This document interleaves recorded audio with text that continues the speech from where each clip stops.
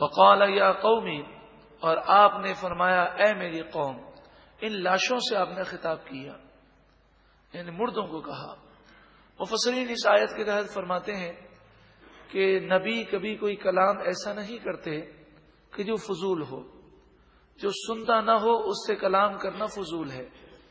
تو مردوں سے کلام کر رہے ہیں اور ان لاشوں سے کہہ رہے ہیں.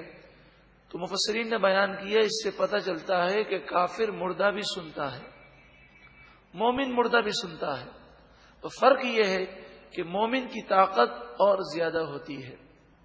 بخاری، مسلم اور دیگر احادیث کا مطالعہ کیجیے تو ایسی حدیثیں آپ کے سامنے آئیں گی کہ غزوہ بدر کے اختتام پر نبی اکرم صلی اللہ علیہ وآلہ وسلم نے کافروں کی لاشوں کو ایک گڑھے میں ڈال دیا اور پھر فرمایا یا فلاں بن فلاں، کیا تم نے برائی کا انجام نہ دیکھا؟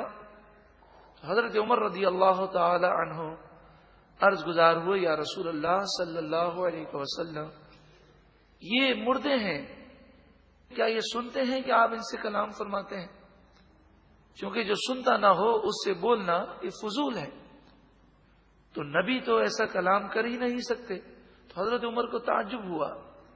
نبی اکرم صلی اللہ علیہ وآلہ وسلم نے فرمایا اے عمر، یہ تم سے زیادہ سنتے ہیں.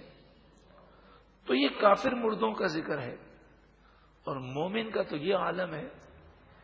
حدیث پاک میں فرمایا جب قبرستان جائیں تو کہیں السلام علیکم یا اہل القبور، اے قبر والوں تمہیں سلام ہو.